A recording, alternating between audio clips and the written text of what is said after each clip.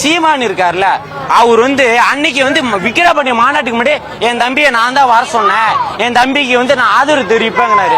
நாங்க உங்களை ஆதரவு கேட்டோமா? உங்களை அண்ணனா பஸ் நாங்க ஏத்துக்கிட்டோமா? உன்னைய நம்பிதான் நான் 56 பேர்த்த நான் இழுத்துட்டு போய் ஓட்டு போட வச்சேன் மைக்கு சின்னத்துல. அன்னைக்கு எங்க தலைவர் வந்து மைக்கு சின்னம் தான் அறிவிச்சாரு, ஆதரவு தெரிவிக்கல. ஒரு இசை வெளியீட்டுல மைக்க கொடுத்துட்டாரு. அந்த மைக்கில சாம்பியன் எடுக்கவா கையில தூக்க எல்லாம் பதறிட்டான். உன்னை யாரையும் கேட்டானா? எங்களை அந்த ஏமாத்தி விஜய் ஆதரவு தெரிவிக்கிறேன்னு சொல்லி ஓட்டு வாங்கிட்டு இன்னைக்கு வந்து அனில் குஞ்சாங்கிற என்னென்னமோ வாய்க்கு வந்ததெல்லாம் பேசுற. நேற்று வந்து ஒரு எம்ஜிஆர் எவ்வளவு பெரிய தலைவர், அண்டா எவ்வளவு பெரிய தலைவர், 2 சனியனை சேர்ந்து ஒரு சனியன் ஆகி சனிக்கிழமை வருதான். அதெல்லாம் ஒரு அரசியல் தலைவரா?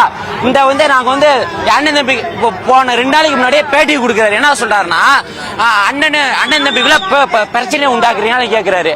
அப்ப என்ன சொல்றாரு, நாங்க வந்து தம்பியை எதிர்க்கல, கொள்கையை திருத்த சொல்லிக்கிறேன். அப்படியே நீ கட்சி ஆரம்பிச்சா, விஜய் எதிர்க்கவா நீ கட்சி ஆரம்பிச்சா? வேணா நீ நாம் தமிழர் கட்சியை கலைச்சிட்டு நாங்க கொள்கை பரப்பு செயலாளர் தமிழ்நாட்டு ஃபுல்லா வாங்கிக்கோங்க, நாங்க இந்த கொள்கையை திருத்தி தருவோம், தமிழ்நாட்டு மக்களுக்கு கொள்கை கட்சியில இருக்க கொள்கையில திருத்த. உன்னை அமைச்ச கொள்கையை திருத்த சொன்னானா? அன்னைக்கு தான் திராவிடத்துக்கும் தமிழருக்கான போர், இன்னைக்கு வந்து ரசிகர்களுக்கும் கொள்கை கூட்ட தான் போர். நீ எங்க இருந்து வந்த? எத்தனை படம் டைரக்ட் பண்ணிருக்க? எத்தனை படத்தில் நடிச்சிருக்க? உன்னை வர நடிகர்னு சித்தரிக்கிறோமா? நாங்க உங்களை பத்தி எதுவும் பேசுறோமா? போற பக்கத்துல அணில் அவ எங்க பேச்சாரு அடுத்த எல்லாம் மைக்க எடுத்து பேசுற. அணில் குஞ்சா அணில் குஞ்சா, இந்த அணிலை வச்சுதான் நீ 8% ஓட்டு வாங்கின. அதை மறந்துடாதீங்க. என்னைக்கும் நாங்கள எதிர்க்கிறது நாங்க நோக்கமே கிடையாது. நாங்க பட்டே மக்கள் பணி செய்யறதுக்கே எங்க தளபதியை கொண்டு வரோம். உனக்கு ஓட்டு வருதா வரலையா, உனக்கான மக்கள் பணி இருக்குல்ல, நீ அதை பத்தி பேச வேண்டியதான். எதுக்கு தளபதியை பத்தி பேசணும்? அவர் என்னவா பண்ணிட்டு போறாரு? சனிக்கிழமை வர்றாரு, ஞாயிற்றுக்கிழமை மாதிரி என்னமா வர்றாரு, எங்களை பார்க்க வர்றாரு. நாங்க இளைஞர் படை இருக்கோம் அவருக்கு பின்னாடி, நாங்க தான் அவருக்கு ஓட்டு போட போறோம், நாங்க தான் ஜெயிக்க வைக்க போறோம். உனக்கு என்ன பிரச்சனை? உனி உங்க மக்களை தட்டிட்டு போன ஒரு இது வரைக்கும் நாங்க விக்கிரவாண்டி மதுரை மாநாட்டுக்குள்ள 100 கேபினாச்சும் போட்டுப்பாங்க.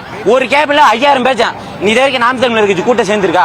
ஒரு கூட்டம் மட்டும் 5000 பேருக்கு மேல கூட்டம் வராதுன்னா அவர் 36 லட்சம் ஓட்டுங்கிறாரு. நாங்க வெறும் ஒரு மாநாட்டுக்கு இத்தனை லட்சம் பேர் கூடியிருக்கான். எத்தனை லட்சம் பேர் ஓட்டு வருவான்?